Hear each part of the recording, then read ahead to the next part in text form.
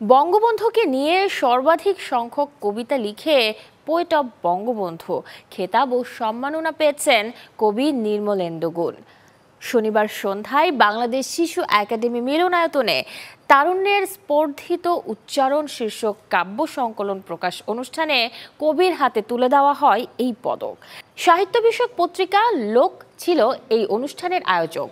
অনিকেত শামীম সম্পাদিত বঙ্গবন্ধুর ১০৪তম জন্মবার্ষিকী উপলক্ষে ১০৪ জন তরুণ কবির কবিতা নিয়ে কাব্য সংকলন তারুণ্যের স্পর্ধিত উচ্চারণ প্রকাশিত হয়েছে আয়োজনটিতে।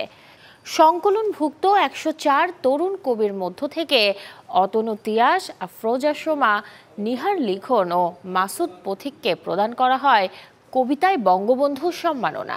অনুষ্ঠানে কবি নির্মলেন্দু গুণের প্রতি প্রশংসা বচন পাঠ করেন সংস্কৃতিজন নাসির উদ্দিন ইউসুফ। তিনি কবিকে উদ্দেশ্য করে বলেন, আপনি প্রথম হুলিয়া বাংলা কাব্যগ্রন্থে জাতির জনক বঙ্গবন্ধু শেখ মুজিবুর রহমানকে রাজনীতির মহানায়ক হিসেবে আখ্যা দেন।